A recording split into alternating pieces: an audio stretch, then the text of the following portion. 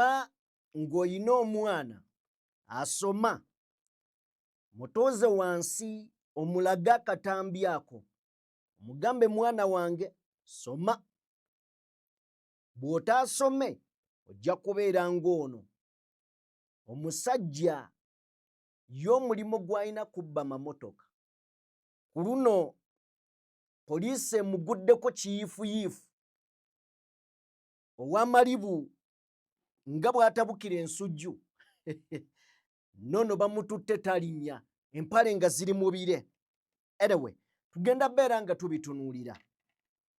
Odongo Oto avuddeyo n'ayogera ku nsonga ya Muwanga Kivumbi, Deputy President wa Robert Kyagulanyi Ssentamu owa Buganda. N'agamba nti President Museveni yandibeera nga aba intelligence bamuwa amawulire amafu ku Muwanga Kivumbi. Odongo Oto alina by'ayongeddeko bitugenda okukubaganyamukko ebirowoozo. Amelia Kyambadde yaliko omubaka omukulu amanyiddwa nga Ilderman n'amuggyayo kati ekifo yakyeddiza.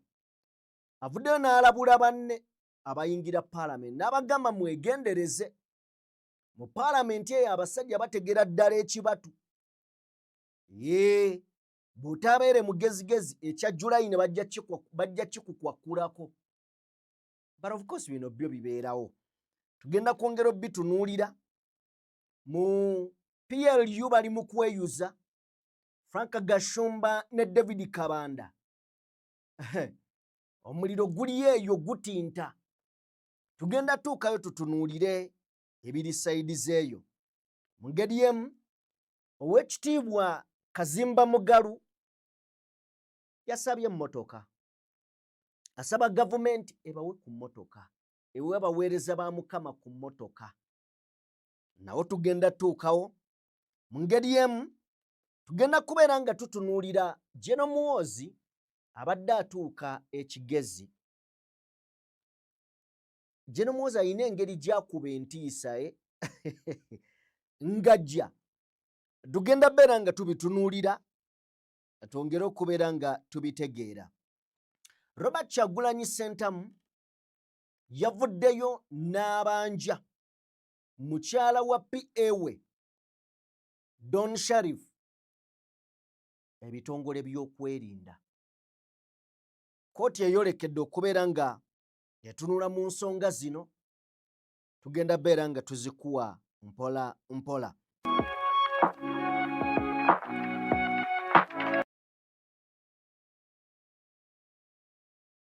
Abagenda mu nuupu ng'etandika including abali senior ku level eyange ne constitution y'ekibiina bwe bayingira tebaagiraba. Bayingira buyingizi ate oluvannyuma nobasanga nga bakayala naye nga kyeyayingidde ne constitution yayingidde kozi mulimu n'abatagirabangako exactly. Kati ekyo oli bw'akkiriza n'ekibiina ky'opposition alabanga byaja kubanga basinga bayingirayo nga bagoberera bakulembeze. Abagendayo abasinga obungi bagendayo primary because Kyagulanyi yali popular nga balaba ajja bayambako okuwangula bayingire parliament oba bayingire local government. Era Kyagulanyi singa yakola ekibiina ekirala ne bwe yali kitumye farmers market baali kiyingidde, ne bwe yali kiryesalinze nga tekirinaako biruubirirwa baliyingidde because tebagendayo lwa kibiina, bagendayo because presidential candidate yali alina following nga basikinga kugibenefiting.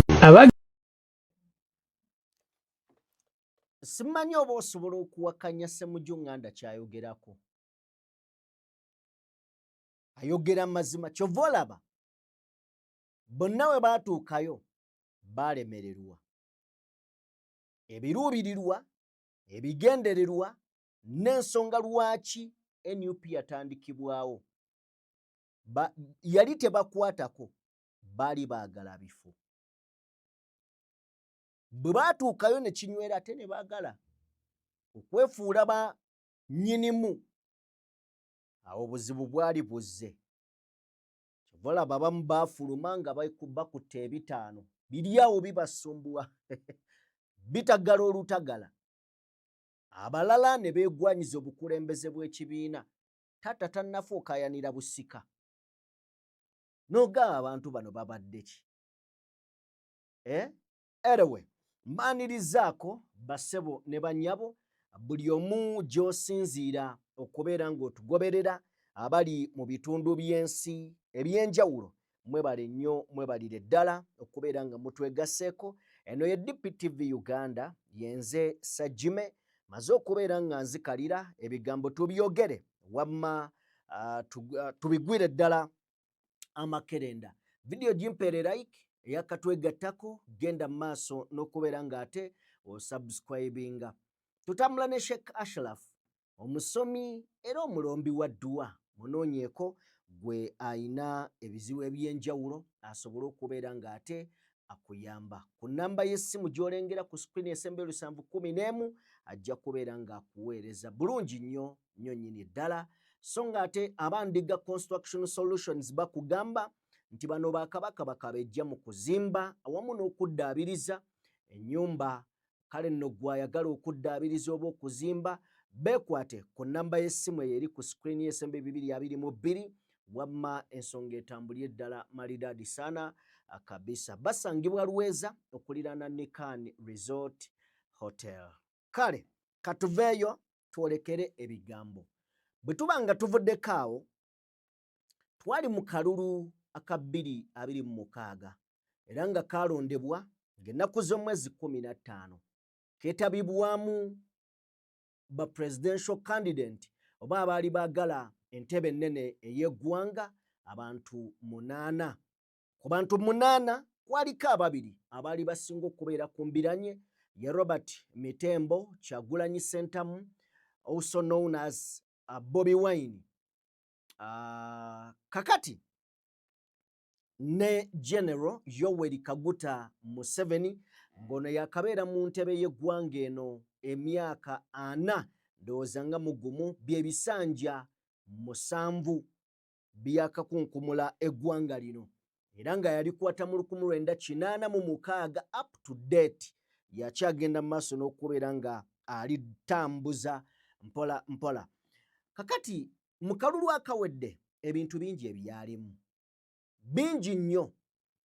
Effujjo okuva mu b'ebyokwerinda, abantu baakubwa amasasi, abantu battibwa, bangi baawambibwa, abalala baasibibwa, n'abamu bakyawera ennemba na misango era bali mu makooti. Naye Major Tom Magambo avuddeyo n'agamba nti mu bululu bwonna obuzze bubeerawo, kano ke kalulu akakyasinze okubeera ak'emirembe. Era agamba nti kano kaali kawoomu nnyo, tekaalimu yadde obuzibu. Njagala osooka otuwe ku ddoboozi lye, then tugende.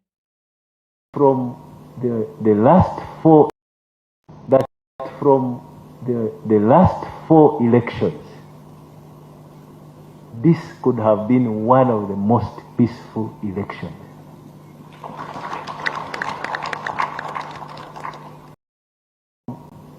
Obululu bwa mirundi ena egiyise, kano ke kalulu akasinze okuba ak'emirembe. Ke kalulu akasinze okubeera ak'emirembe. Naye njagala oddeyo otunuulire zi primaries. Genda mu ya NRM owulire emivuyo egyaliyo. Oli bamukubye amasasi, ono bookeza ebintu bye. Vaayo jangu mu kaabonna kubanga kayogerako. Otunuulire ekifaananyi ky'eggwanga mu mawanga agatuvujjirira oba agatuwa obuyambi. You can't say nti kano ke kalulu akaabadde kasinga oba kakyasinze emirembe naye nga presidential candidate mumutreatinze bwe batyo. Oli ayinza okuwuliriza nti oyogedde ne n'atakutegeera kubanga naawe ky'oba oyogedde wallahi oba tokitegeera. Simanyi obulungi bw'akalulu babupimira ku ki nti kaabadde kalungi, naye eno mu bantu twalabako n'emirambo ku zi kampeyini kulaale naye nga tegigwa ku sayidi emu. Twalaba emiggo, tulabye presidential candidate ng'adduse mu maka ge, tulabye okulumbibwa kw'amaka ge, tulabye okutulugunyizibwa kwa mukyala we. Ekyo kiteeke ebbali. Tulabye abakuumi abaamuweebwa nga bakwatibwa nga bavunaanibwa n'abamu tebannateebwa, abalala baagobwa mu poliisi. Tulabye ebyatuuka Honorable Muwanga Kivumbi, abantu 10 kapuuti mu kukwata abaana abatanneetuuka bali mu makomera. So kano bwe kabanga ddala ke kalulu akaasinga okubeera ak'emirembe, nnyinza obutakikkiriza naddala ng'aliyo abali mu kunyiga ebiwundu, waliyo abaafiirwa abantu baabwe n'abali bwe batyo. Naye waliwo omukulu amanyiddwa nga Odongoto avuddeyo n'agamba nti ku nsonga ya Muwanga Kivumbi eno pulezidenti ayinza okubeera nga yaweebwa information enkyamu ku Muwanga Kivumbi, ayinza okubeera nga yaweebwa wrong information. Katusooke tuwulye ku bigambo bya Odongoto then Kobewo. Information I'm privy to. It has been brought to the attention of President Museveni that Muwanga Kivumbi was not forming a rebel group. He just picked Kanyama from town to go and guard his votes.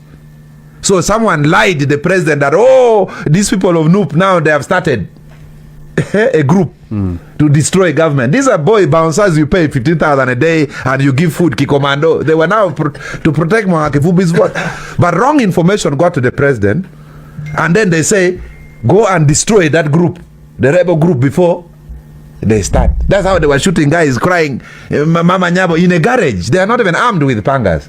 So they are also liars who benefit by selling wrong information to government because they benefit from security budget. So my good friend from Noob, you are even helping some wrong elements in the military to get allowances that they are doing intelligence.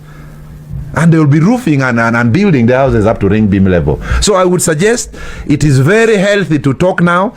It even costs nothing for Bobby Wine to go on the platform and talk with President Museveni and say, you have to leave that seat, you are old. Talk. Never close the doors of talking. How do you talk, for example, with the government in power without being seen as a sellout? Now that is where the radicals, that's where the radicals come in. They behave like meeting President Museveni, like President Museveni has smallpox or has COVID, that you should not meet him. I've personally met the president twice. Is it meeting? If I can meet Joseph Kony, who cut people's lip, who put super glue on people's mouth, what is wrong with meeting President Museveni? And you selling out for how much? For me, I cannot sell myself. I have my property. If I have problems, I sell my property. Honorable Odongoto babadde ku programu emu nga agezaako okusiiga ekifaananyi ne katandike ne gyakisembedde, agamba nti buzibu ki obuliwo okusinkana Mwami Museveni ne mutuula n'omugamba ky'oyagala omugamba, ne kyonna kirina kubeera nga tekiri munda w'enzigi, zirina kubeera nzigule, kitegeeza kirina kubeera in public. N'omugamba waaye musajja mukulu okaddiye, lwaki totuwa entebe yaffe?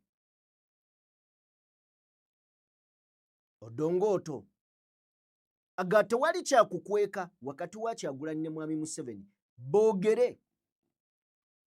Era Kanale Mugume amubuuzizza nti kisoboka kitya okwogera ne General Museveni abantu ne batakitwala nti toguliddwa? Ekyo nno challenge nti ebiseera ebimu buli muntu asinkana General Museveni, ebimu ku bigambo ebivaayo alidde aguliddwa. abasinga obungi ekyo kye bali nti buli w'omusinkana yagalagaana okulya kwo kubeerawo kubanga ye abawiiringi ozikuwa naye ani asobola ozigaana ani azigaana engeri y'okuzigaana nga tomusinkanye kubanga oyinza n'obutakwata ssente naye abakulabye ne bafulumya ekiboozi nti olidde ssente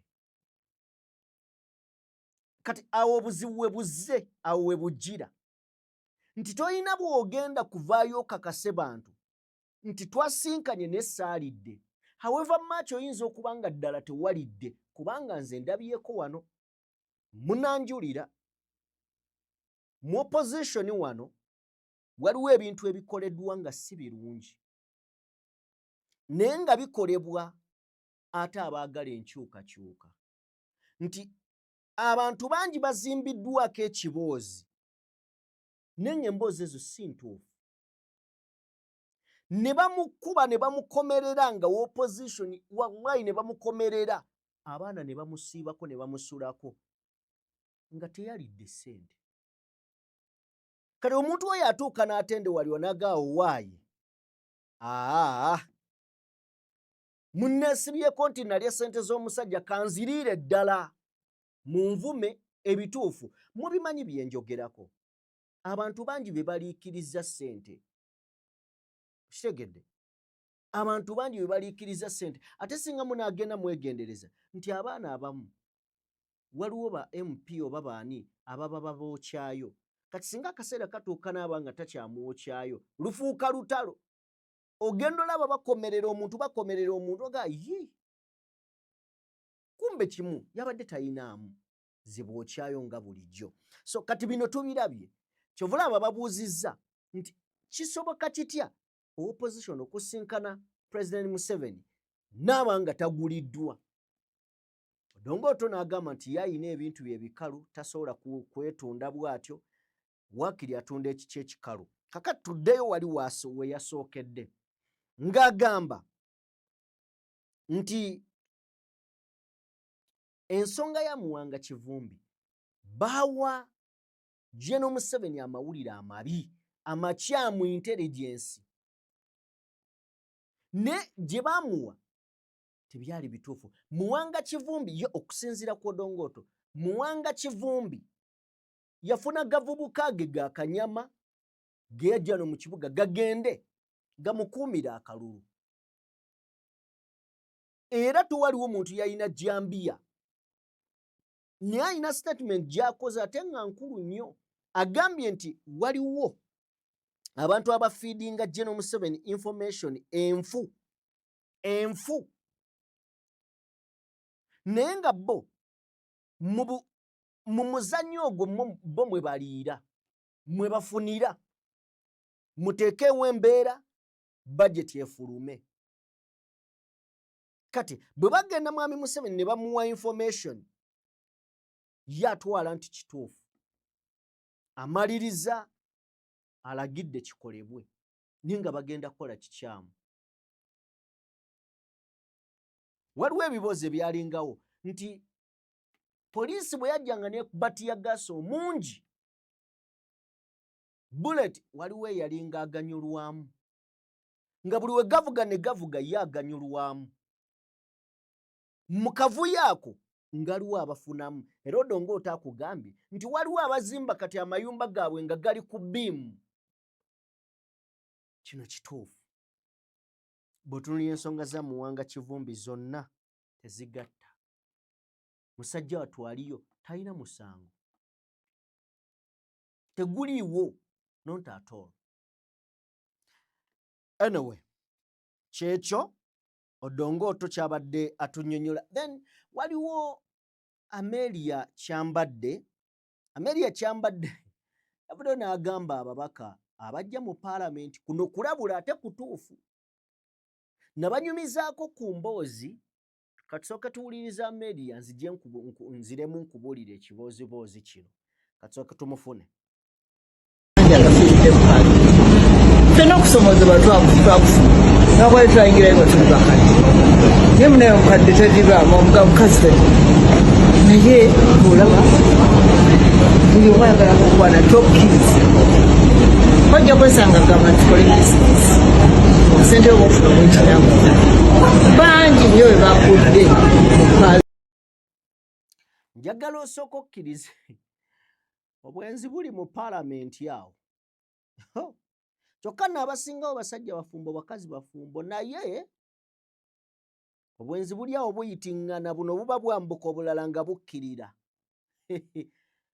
enjawulo osinze otutte bameka ate baagala ba newcomer naye nga tekiri mu ya Uganda yokka nedda ekyo kiri wonna nakuwako ekyokulabirako wano ekya Emmanuel Macron ne mukyala we ne nkugamba omukyala yasomesa Emmanuel Macron eno wansi nga musomesa we just Emmanuel asoma amaliriza ajja yegwanyiza ebyobukulembeze ng'ate yali omusomesa we yali tica we w'amaanyi mu byobufuzi eddoboozi lye liwulirwa namugabo waayi nkulaba oyagala ntebe naye nze nina abasobola okuwa amaanyi that is bw'okkiriza wano kati neno mu paalamenti bwe biri bakazi baffe bagenda eyo ne bagendayo ebisajja ne biryoka bibatega ebibatu ate nga biina obuyinza sajja kisobola omuteeka kimugamba yii ngenda kuteeka kakiiko wali akagundi nga gwokulira gundi wegazaanye kazi wattu agenda okubala abalamu ogutali munnyo nti onoosanga gukendedde n'abigattagattamu naga ye nasuubula wa saakigula agenda kikendeeza aga waayi sokka n'ebitiibwa byagalwa mu omwana w'abandi nyinza n'okugaana n'enfiira wali kanfuna ebitiibwa ne bamala omukolako emikolo n'ebitiibwa n'atabifuna omusanga anyiigidde ensi yonna abasajja babi so bye biriyo eyo mu paalamenti naye minisita era omubaka omulonde avuddeyo n'abalabula babeere beegendereza era agamba nti weebiri nnyo mu paalamenti weebiri kakati bwe tuva awaawo tugende wa Frank Gashumba. Frank Gashumba sikulimba olutalo luno luva luddawa wabula kyenneekakasa balulimu ne David Kabanda ne David Kabanda akuŋŋaanyiza entalo nnyingi lwakuba bano ba munju bano bo bayomberako mpola. Frank Gashumba beetutte ne David Kabanda mabegakawo Kabanda abadde n'olutalo ne Chris Balyomunsi ne kakati balulina ate ne munnakibiina munne bwe bali mu PLU eya General Muhoozi njagala omutuwe banwanyisa ono tanjagala weetabe n'abanwanyisa tukulwanyise bwati nfuuko mbaka wekasambya that will never happen okisegerana but what I can tell you nze nga nkyali mu PLU if there is an injustice committed on one of us I will stand out and speak ate ne bwe ndaba sigiriimu PLU does not own Uganda Uganda mwagisangawo era mujjagirekawo kino kibagamba teri muntu aligenda na Uganda yaffe ffenna kino kibagamba ate tewali muntu alifa enjuba nerema okuvaayo ejja kukola ki ejja kuvaayo temuli banene nga bwe musuubira by the way kanyongeremu na kano zendudde mu Uganda muno ndabye ebyewuunyisa mu Uganda muno mwalimu abantu balinganga bana abalina amaanyi twalina former speaker of parliament Rebecca Kadaga. Oh! Kadaga was powerful. Where is she? Twaina General Kale Kayihura, my friend. If there is anyone who served President Museveni and NRM with total loyalty was General Kayihura. Where is he? Twaina Johnny Patrick Amama Mbabazi, super minister. Amama Mbabazi yayingiranga ku parliament najjamu ekkooti ye n'agira bwati ne bwati. Amama Mbabazi tubeera ne mu jjamu. Twaina mukyala gwe njagala nnyo gwe inspecting ennyo Amelia Kyambadde the longest serving PPS ngoyo buyinza bwalina teri abwina weishi so toli munene kino kikugambe Okay, ye Franka Gashumba atuwadde ku banene balowooza. Then n'agamba David Kabanda abadde amulengeze nga muga Kabanda wabaddewo abanene, wabaddewo abantu ab'amaanyi mu nsi, okukkakkana nakyo kirungi. Franka Gashumba abuulirira lwakuba ne Franka Gashumba yennyini leero ajja n'ayogera ebintu nga bitegeerekeka. Agenda okudda mu vidiyo eddako nga Franka Gashumba bannaye nga toyagala kuwulira. Then tuweeko kwaka akalala akatambi ka Franka Gashumba naye nga tumuvaako. Waliwo abantu mu nsi ebintu ababitwala ng'ebyomuzannyo buli ddakiika. Banaye tukkirize okutambula n'abalangira kikufuula mulangira.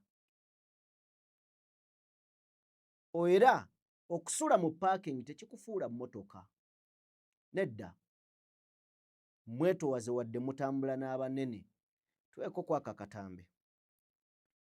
N'abaana mubakuze nga mubagamba ate n'abaana mubakuze nga mubagamba nti oyo yatubba. Abaana bakule n'akasajja bayite ennoma entuufu. Omwana akule ng'akimanyi ekyo kibanja kyali kya jjajjaffe bali be bakikola ki? Be bakibba. N'ebyokuddawo ne batubba ne tugamba Mungu bwageze. Zawe sikiziganya na abaana mubakuze. Kati eyo statement ogiraba agikoze Franka Gashumba. Niye amazima amatuufu gali nti bw'otandika ogikwata esobola okunyiiza abantu. Bw'okeera ku makya n'ogamba abaana n'ojja oba wano ku mpewo n'otandika okugamba nti amazima gali nti General Museveni alidde emyaka gya generation 4 waliwo ajja okkulumba nga ne Gashumba yennyini mwali. Ne kati eyo statement agikola olw'okuba either ayina baalwana neggo bw'oba ovaayo n'obaako ky'oyogera awo toba mutuufu. Okutuuka nga okkaanya ne Gashumba. Ebyaddala twandibuulidde abaana baffe ne tubagamba olaba kino kye kizibu. Naye ekibi ekiriwo nti tuba tusize obukyayi obutagenda kuvaawo. Obusaayi obugenda otambulira obukyayi obugenda otambulira mu musaayi emyaka n'ebyasa, ekintu ekitali kirungi yadde n'akatono. Tuveeyo bwe tuba nga tuvuddeyo. Oweekitiibwa Kazimba Mugalu Sande ewedde kubadde kunyeenya matabi. Yasinzidde eno bw'atyo n'asaba abakulu abatwala eggwanga lino okulabiranga ddala abaweereza ba Mukama, era mu kubalabiranga ddala babakwate babawengayo ne ku mmotoka, babawe entambula basobole okukola obulungi emirimu gya Mukama. Then wano wenjagala okwebuuliza ekibuuzo, ddala banaakola egya Mukama? Singa akuwadde emmotoka aba mukozi wa bikolobero, onaayimirira bwantoogo n'oyogera ku kikolobero ky'akoze?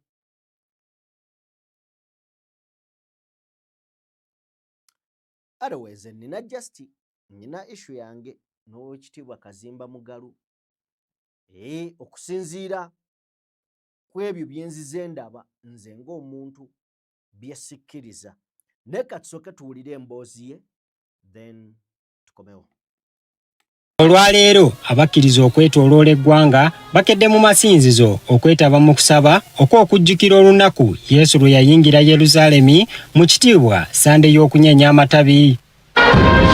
Ku kanisa ya St Andrews Church e Bukoto okusaba kwa Sunday y'amatabi kukulembeddwamu Ssaabalabirizi Stephen Kazimba Mugalu ng'abuulira Ssaabalabirizi Kazimba ajuliza ebyaliwo ku lunaku lw'amatabi Yesu bwe yatambulira ku ndogoyi n'ategeeza nti abaweereza bonna beetaaga ye emmotoka okubayambako mu by'entambula nga babunyisa enjiri. Abaweereza bafunire entambula muleke kugamba nti bano bantu baakano ne batambuza ebigere ne batuuyana ne bajja babasabira omukisa mulyoke mufune omukisa ng'ate onaasaba aliko obuyinike munda.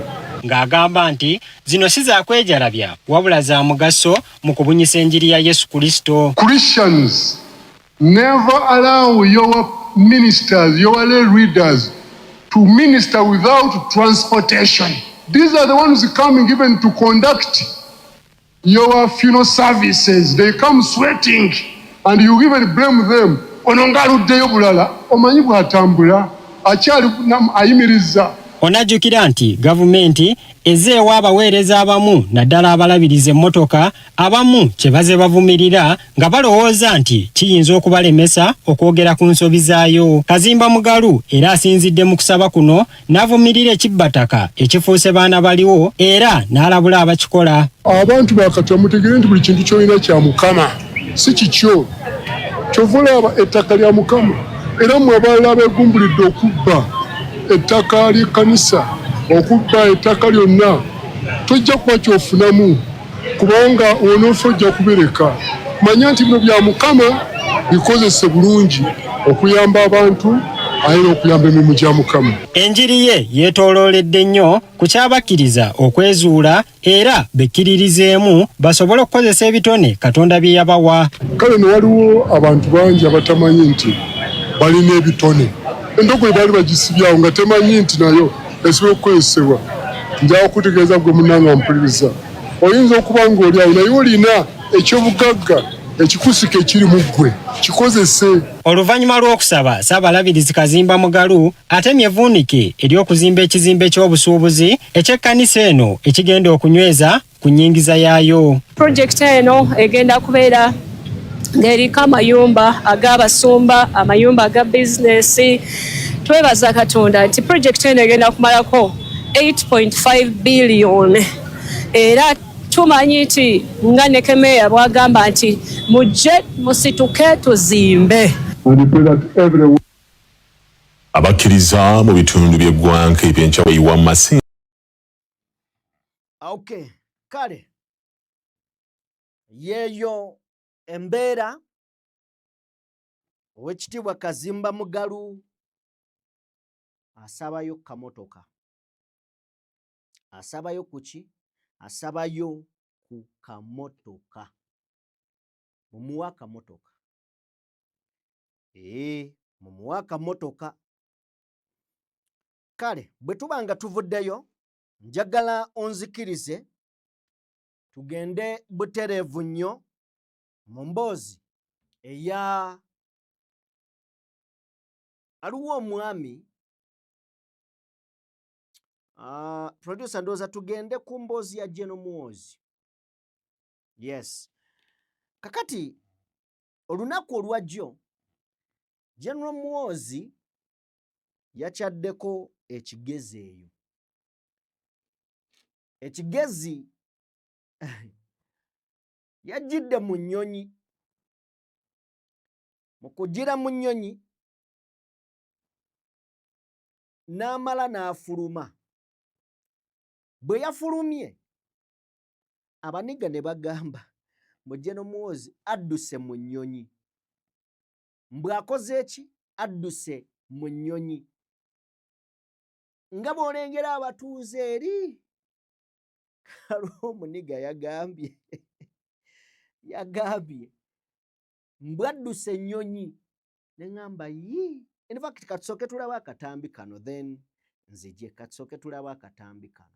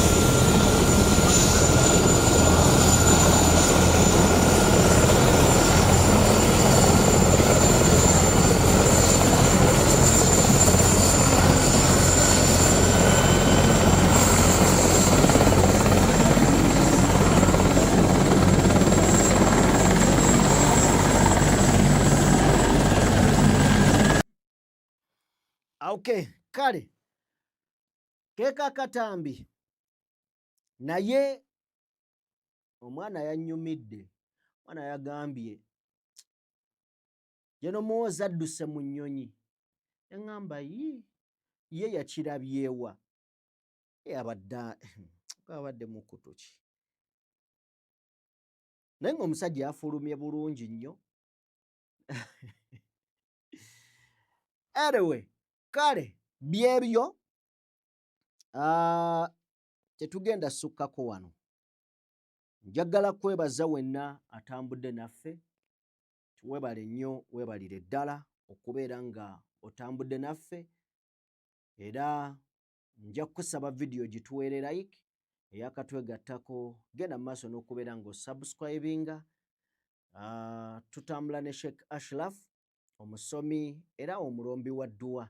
Munoonyeeko gw'ayina ebizibu eby'enjawulo ku nnamba y'essimu gy'olengera ku screen yo esembye 711 asobole okubeera ng'ate akuyamba.